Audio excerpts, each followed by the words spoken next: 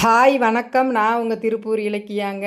இந்த சீப்பு முத்தி அண்ணாச்சியை நாளைக்கு கேள்வி கேட்கலான்னு தாங்க இந்த பதிவு போட்டேன்.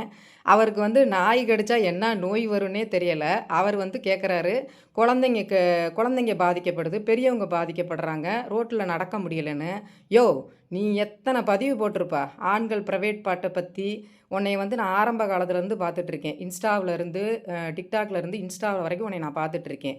நீ ஆரம்பித்த இடம் என்னன்னு தெரியுமா? நீ உன் உடம்புல எத்தனை வெட்டுக்காயம் இருக்குது, எத்தனை அடிதடி கேஸ் இருக்குது உன் மேலே. நீ அதெல்லாம் போய் பாரு. நாய்களை நாய் ரோட்டில் போயெல்லாம் கடிச்சிச்சு. முதல்ல அதெல்லாம் அரசாங்கத்துக்கிட்ட கேளுங்க. நாய் வெறி பிடிச்சா கடிக்கத்தான் செய்யும். அதுக்கு முறையான சிகிச்சை இல்லை, முறையான உணவு இல்லை, முறையான ஊசி இல்லை, கருத்தடை இல்லை.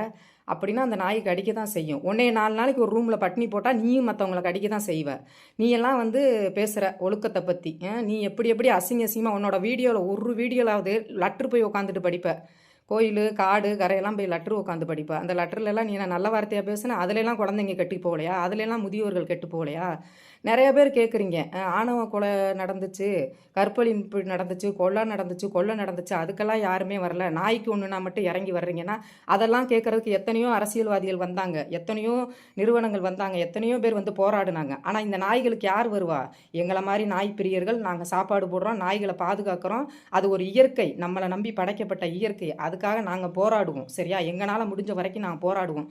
ஒரு இனத்தை அழிக்கிறதுக்கு நீங்கள் போராடும் போது ஒரு இனத்தை நாங்கள் காப்பாற்றுறதுக்கு போராடுவோம். சிபி முத்து, நீங்கள் உங்கள் வேலையை பாருங்கள். சரிங்களா?